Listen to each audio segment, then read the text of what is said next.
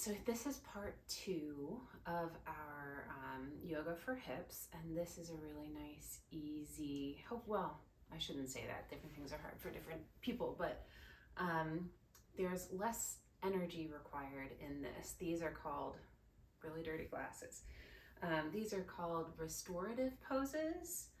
And the difference between this and what we did in part 1 is that you're going to let gravity do most of the work in these poses, and we're going to spend the entire time on the floor, which is why I've adjusted my camera setup. And you're going to need more props for this one probably than you did for the last one. So last one we needed a chair and maybe some blocks or things like that to press against. This time around you might need a few other things. So you'll definitely need a strap or a belt or a towel, something that can loop around your foot to help you hold it this way. Anything long enough to get that job done is perfectly fine. Long enough and strong enough that you don't feel like it's going to give way on you, and that you can hold it easily in your hands. Like if it's too short to really get a good grip on it, then you might want to find something else. We find a belt works really well. As an optional thing, you may want some wall space. I'm going to give you a few options for some of the poses, and they're just that, options. One thing is not better than another. It just might feel different one pose to another, or in your body it might feel better for you. So you can play around and see what you like, but if there isn't wall space available, then that's totally fine. You'll also eventually need some things to put under different parts of your body to support you. So if you have something akin to the old yoga block, those are helpful. If not, some throw pillows or bedroom pillows are helpful. Or what we tend to like to do is to take a blanket and roll it up. So this might be obvious, but just in case it's not, depending on how you fold it and roll it, it'll be different heights. So right now I have this blanket folded in quarters, and if I roll it up the whole way, it'll be a nice kind of thick bolster in a sense.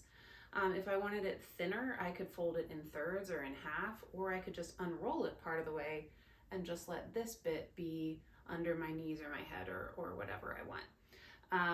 So when we get to the different parts of the video where you would use something like this, I'm going to encourage you to pause the video and take time to figure out what works best for you in your home, and then come back to the video. It's all about you, your home, your body, and we all have different stuff and different comfort levels. So there's that. You may also want a chair, especially if there isn't wall space available to you right now and you want to try some of the variations. A chair can be a variation of some of the things I'm going to show you today. So I kind of have all my stuff piled up over here. Take a minute and grab your stuff, and then meet me back on the mat. Don't worry, I'll wait. I'll wait if you pause me. I'm not going to wait. So. Okay. All right. I'm assuming you've unpaused me. All right. Let's start in seated this time. And considering that we're working on your hips, this is probably not super accessible to you. So let's start maybe sitting on the ground with our legs out in front of us. And just shake them out. Maybe rock them back and forth. Maybe rock them at opposite cadences. Well, you know what I mean. This is together, this is opposite. Just play around and feel a little bit of that movement come into your hips and your legs, and then come to stillness. Thank yourself for finding the time to be on your mat. Thank yourself for, if you just did the first part of the practice, thank yourself for the effort that you put into that, and maybe just notice in your body if your hips already feel a little bit different, or your back or your core or your feet or your legs, or anywhere that you may notice a little bit of a difference. And just notice and observe that. Slowly blink your eyes open if they were closed, and just observe. Maybe do some ankle rolls. Maybe pull the heels in and lean back. You can use your arms to support you. Try to keep your shoulders a bit open if you can. And just maybe some gentle side to sides. And it's important to note that with any poses, if your muscles are warm, for example, if you did part one just recently, you're probably going to be able to stretch a little bit further than if your muscles are cold, which for me, this is a totally different day. I did not film these back to back, so I'm totally cold. So I just would pay attention to that and make sure I'm not pushing myself any further than is comfortable. You shouldn't feel pain in yoga. It's nice to find your edge.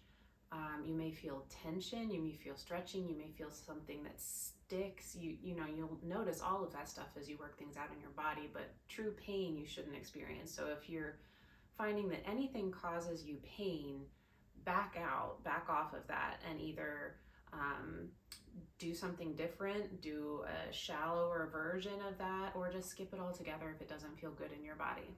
If it's not working for you, it's not working for you, and that's fine. Okay, so for our first restorative pose, and I'm going to do this one this way and then this way, we're going to do a little bit of an active stretch. So we're going to lay down on the mat, and however works for you, bring your foot up and loop your strap around the arch of your foot like this, and then extend your foot out. Side note, it may be easier for you to do that before you lay down. If it's easier for you to just sort of toss the strap forward and pull and then roll down onto your back, that's fine as well. And either way you do it, what we're looking to do is to end up with the full body flat on the ground and your other foot up in the air. This bottom foot is active. I don't know if you can see it on the screen the way I'm set up right now, but it's not just sort of flopped out like that. I have my toes up, and that helps to engage my core and my hip muscles just a little bit. And the same with this top foot. I'm not kind of letting it droop or sag. I'm trying to think of standing on the ceiling, how we talked in part one about pushing through the three corners of your wedge-shaped foot, the ball of the foot, the pinky side edge, the bottom of the foot, and the heel. You want to think about the same thing, like I'm actively standing on an invisible ceiling here.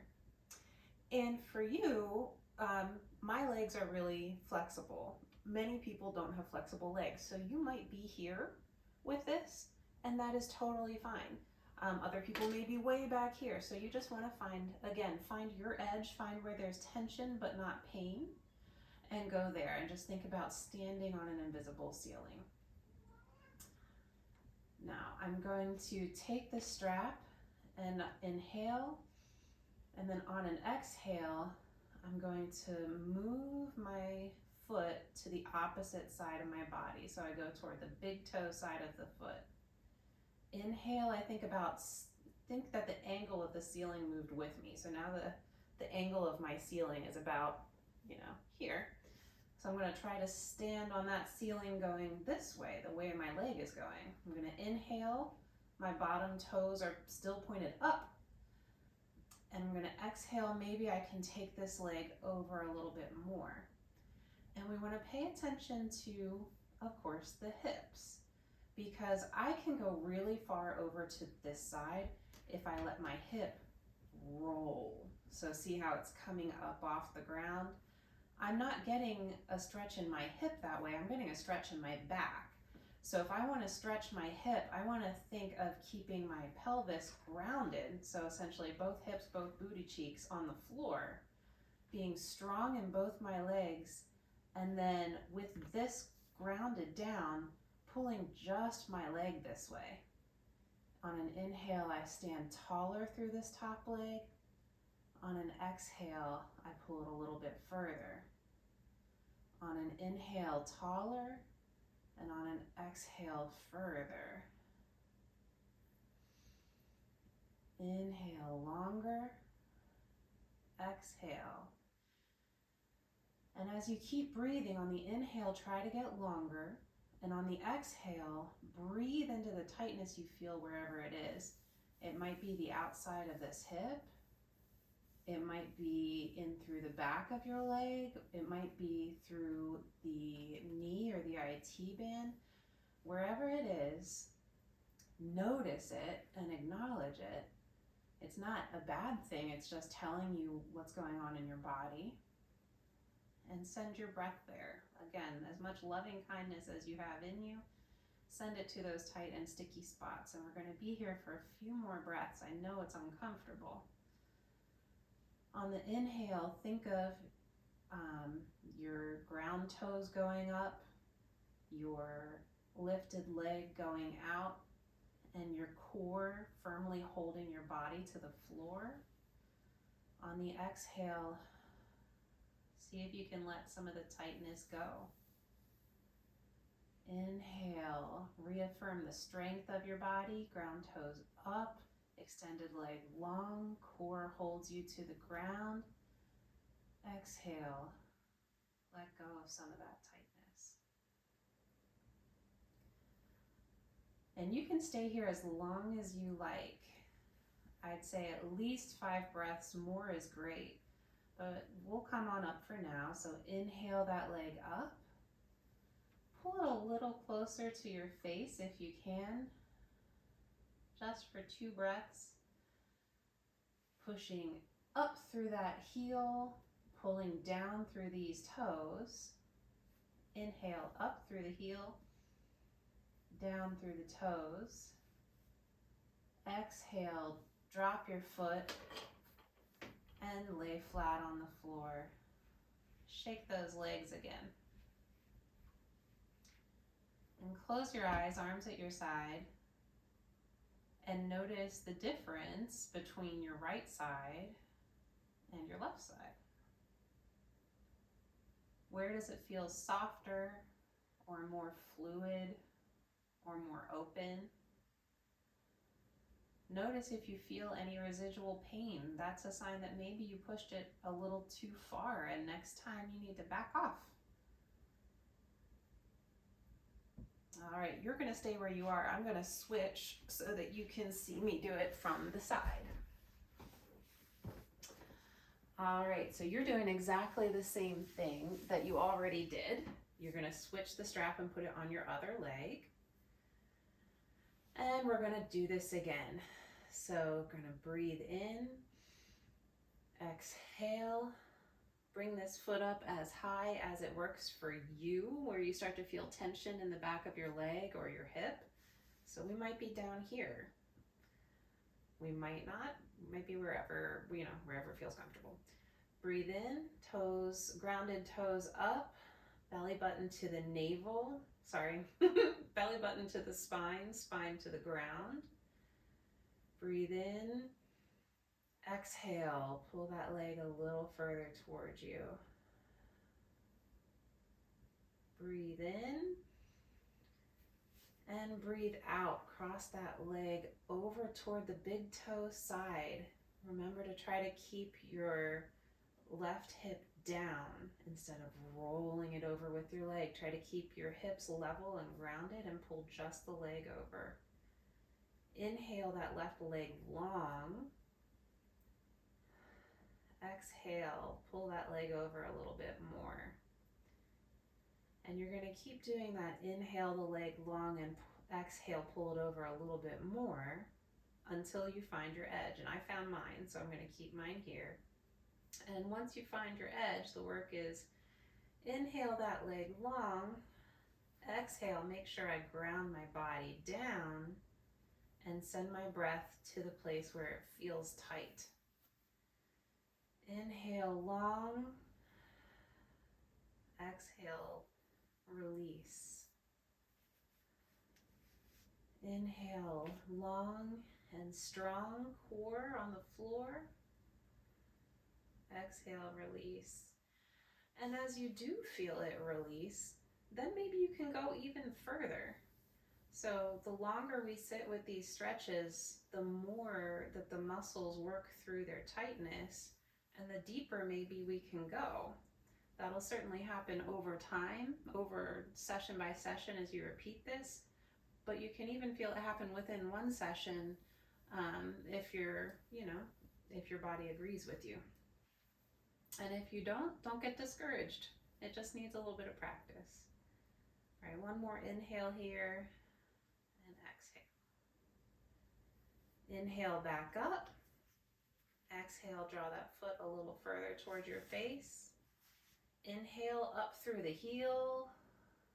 Exhale, pull it further towards your face. Inhale here and exhale it down. All right, lay flat on the floor and now notice, shake your legs out a little bit. And now notice the work that occurred in both sides of your body. Notice if you feel different than when you started. Notice where that is. Maybe it's right in the crease of your butt cheek. Maybe it's behind your knees. Maybe it's the outer sides of your hips. It could be a lot of different places, and just notice. And start to become aware that those might be places that you tend to hold tension, and that you can target those places to release that tension. All right, now you can stay on the floor. I'm going to come up because I need to shift. So this is the place where we're going to do a super restorative pose called legs up the wall. And it is an option to you. You don't have to do it. So for example, if it was really uncomfortable for you to bring your legs straight up, then this might not be something that is a great idea for you yet. It might not be something that's helpful to you. If you wanted to try a modified version of this pose, but either wall space is not accessible or that legs straight up didn't feel good to you, then this is where you could bring in a chair. So here's what the chair version would look like. And again, if your chairs are small, you could just have two sitting side by side. You would just scoot your booty so that you're near your buddy the chair. And then you would go to lay down carefully on your side. And you would bring your feet up onto the chair. And either scoot the chair closer to you or shimmy your booty closer to the chair until you have your knees over your hips. And this is really it. I'm gonna shimmy over to the wall and do it against the wall as well. The difference with the wall is just that my legs will be fully straight up. And what this pose allows us to do is it allows the thigh bones to drop back into the hip sockets. It also allows the blood to come from our feet and our knees and our legs, which are a really big, part of our body, and pour back down towards the heart. And there are a lot of modifications that we can do in this pose, and you're welcome to explore them. So I'll sort of explore a few of those before I move to the wall, and then we'll spend some time here. If you find your knees drifting really far apart to the point where you feel unstable or it feels uncomfortable, you can take that belt or that strap and wrap them around your thighs or your shins, wherever it stays. And just, a belt would be super easy. I'm going to give this strap just a tie. And then this allows my butt cheeks to relax, actually, because this is holding my legs together. My butt cheeks aren't trying to hold them together. My core isn't trying to hold it together. I just feel this really yummy release where I don't have to do anything, and this whole thing can just let go. Highly recommend. It's more comfortable than it looks. If it is uncomfortable for you to be on the floor, there's a lot of things that we can do. So you can put a blanket down below you. So you would just take your folded blanket in thirds or in quarters and lay it down underneath you. One thing I really love to do is to take a blanket and put it underneath, take a nice big pillow and put it under my hips so that my hips are just slightly elevated, and that makes the inversion of this pose even more comfortable. And you get just the nice release. So I would get into my pose, and then I would just push against the chair or the wall to lift my booty up a little bit and slide this in there. And now I'm a whole downward slope from what I usually am. So we're usually head over shoulders over hips over feet. Now I'm feet over hips over shoulders over head, and it feels really, really wonderful. And lastly, if your neck is bothering you, you can do just a small roll in your blanket or grab a dish towel to support your neck. So it's not going to be the whole, big bolster that I showed at the start. It's just going to be a small roll, and you tuck that under your neck. Obviously, it can take some time to get all of your props. Like I mentioned earlier, this is not a quick paced thing, but it's worth the time to get yourself really comfortable, and then just stay in that pose for 2 to 5 minutes and just let gravity do the work on your body. And so I will show you against the wall really quickly, and then I recommend just pausing the video and breathing. Focus on your breathe in and your breathe out. There's nothing you need to do in this pose but just let go and be.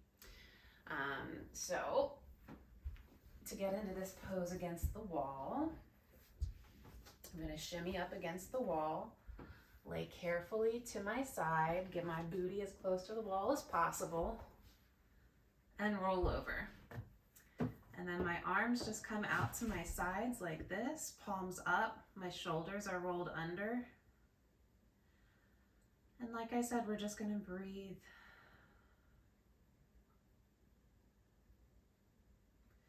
If your body asks for any tiny subtle movements, like maybe a little wiggle of the hip, feel free, but you don't have to.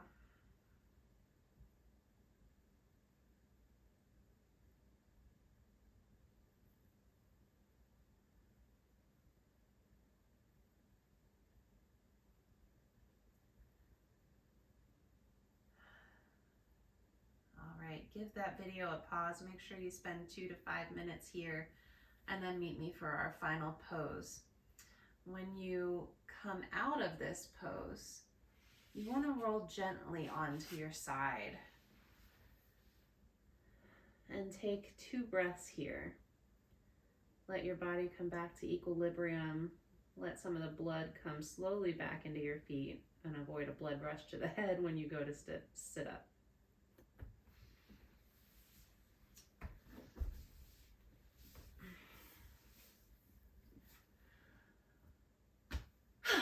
Okay, giving a little extra space in case there's like pause and shift and all of that stuff. All right, our last pose together, second to last pose overall, because we always end in Shavasana. But our last hip pose is reclined bound angle pose. So this one is really going to stretch out your hips. So we're going to practice in a non-reclined bound angle pose. So with your feet out in front of you,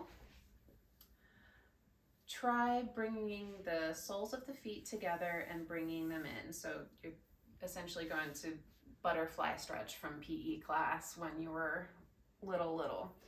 And a full butterfly, would have my knees all the way down to the floor, and, I'm sitting up really tall through my core, and my knees are on the floor, and that's, very few people.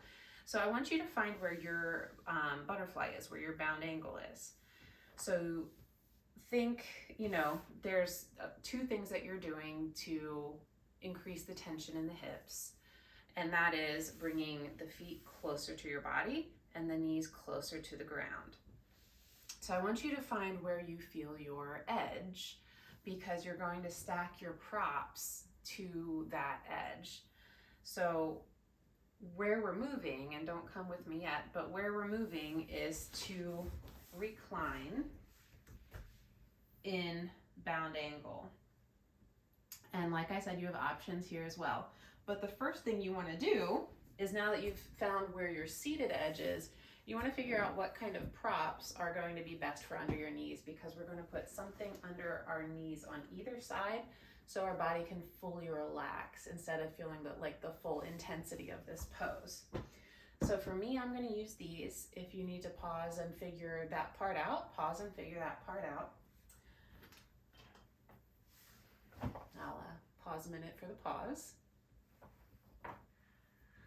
All right, and then as an option, any of the options that I showed in the last pose are options for you here as well. So if you really liked that little roll under your neck, if it was really comfortable to have a blanket on the ground, do those things. It's supposed to feel good, and the only work that we should find here is in the hips. You don't need to give yourself a sore neck or sore shoulders because you're trying to work on your hips, right? We want fewer problems.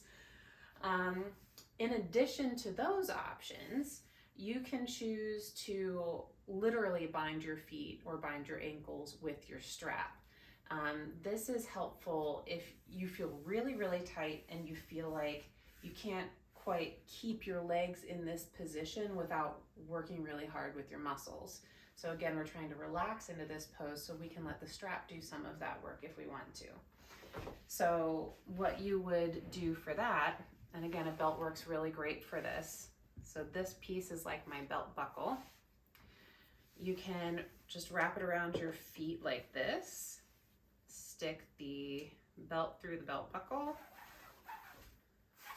and let it come here onto your feet. Depending on the shape of your foot or, various factors, it might slip off to do it that way. So if you want, if it would be better, you can do a literal bound ankle. And let me see if I remember how to do this. Figure 8, I think. Around your ankles.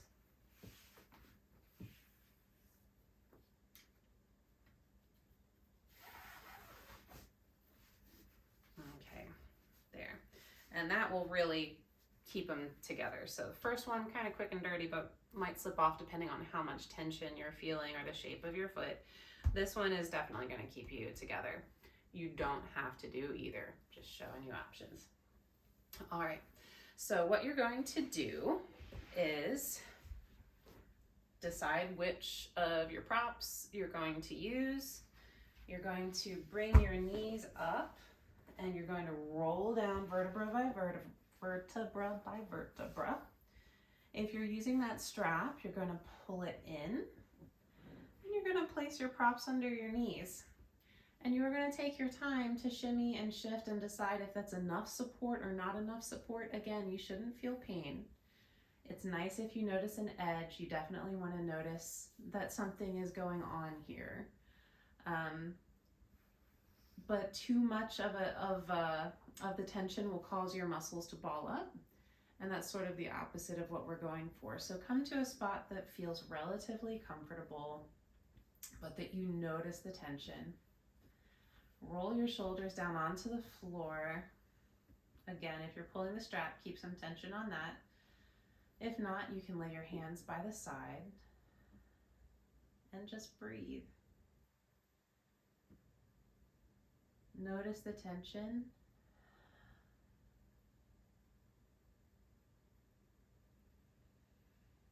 See if you can send your breath into your hips. In yoga, we use our breath to explore and to observe.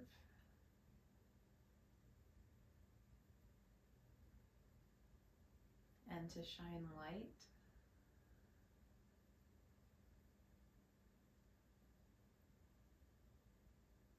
And to bring compassion.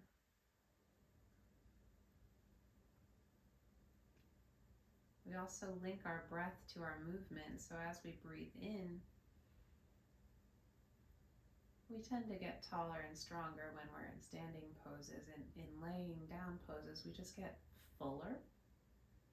And as we breathe out, we deflate and we relax and we melt.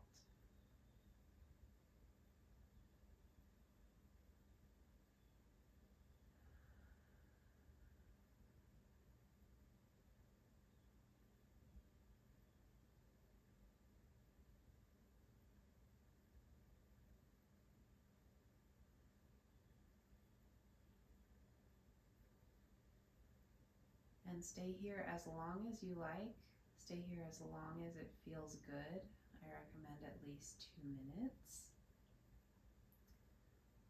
Although in yoga it's helpful to count the breaths instead of counting the seconds. So whatever works for you and whatever feels right in your body. You can pause the video if you want to. If you're ready to come out, breathe in one last time. And as you exhale, draw the knees together to an upward position. Inhale, take your arms over the head. Stretch long. Exhale, roll to one side. Spend a couple of breaths here. If you need to untangle yourself, untangle yourself. All right, and then use your arms to push you up, your nice strong arms.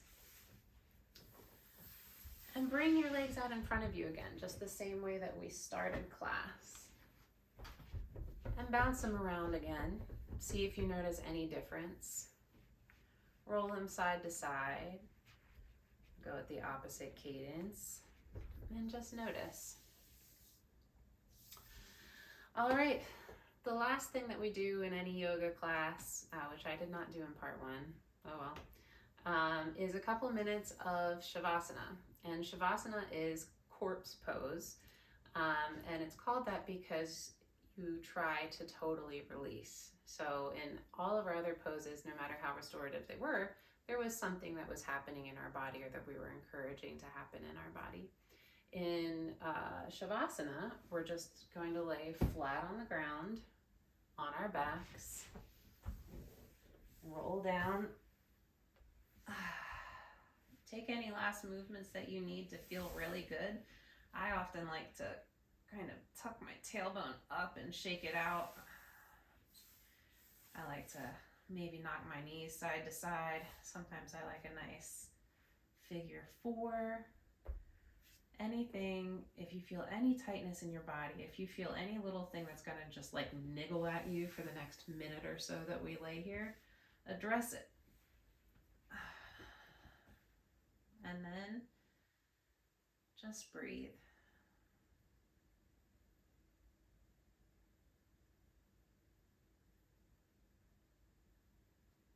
Melt into the floor.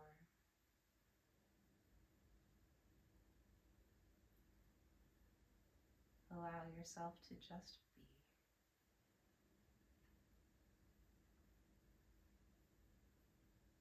You have nothing to do.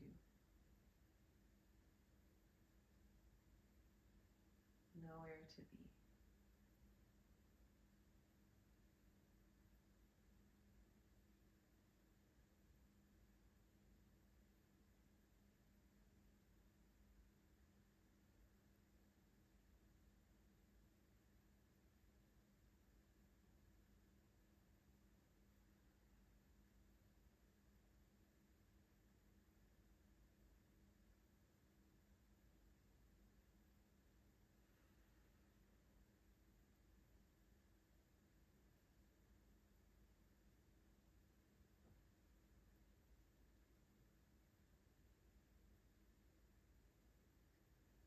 Slowly, let your awareness return to your body.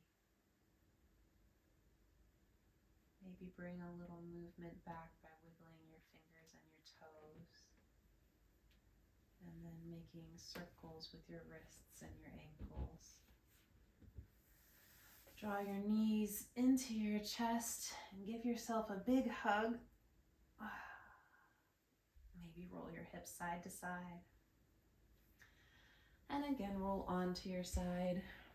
And take a moment here to let your body come back to equilibrium. And when you're ready, use your arms to help you sit up and find a comfortable seat, whether that's legs out in front, bound angle, cross-legged. Explore and see if you might find a different pose than you started in. You may not. The exploration is what makes it fun. One thing I should say before we close is that I don't know if it's true or not, but in yoga we say that the hips are where we hold all of our emotions. So a lot of times doing hip work can bring up a lot of really big feelings. It's really not uncommon in a yoga class focused on hips for somebody in the room to like start crying. Usually not like obtrusively, right? But you know, when you hit that big final pose, whether it's from physical pain or emotional pain, usually there's like a tear somewhere. So if any of this had you stressed out or anxious, or if you've noticed feelings coming up that you weren't expecting, that's actually normal, and that's another sign that you're releasing tension in your hips. If you didn't notice any of that, all the better, because who likes feelings? I recommend going and drinking a nice big glass of water, because you probably flushed a little bit of toxins out of your system, and you put in some hard work, so you probably need to rehydrate. Anyhow, hands to heart center. Thank you so much for joining me in my practice today. Thank you for the kindness that you showed yourself. And I wish you the best rest of your day, and happiness and health. The light in me honors the light in you. Namaste.